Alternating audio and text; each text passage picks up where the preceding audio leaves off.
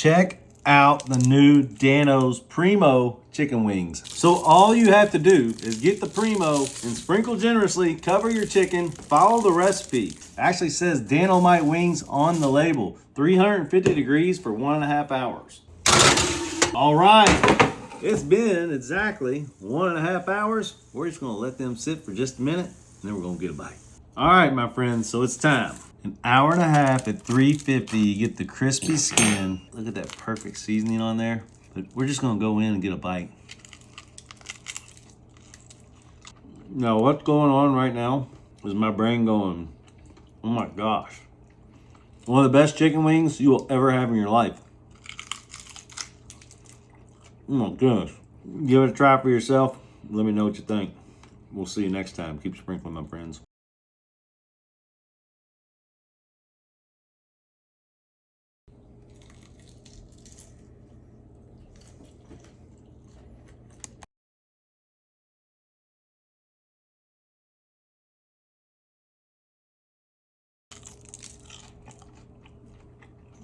That is one of the best chicken wings you'll ever have. Check it out.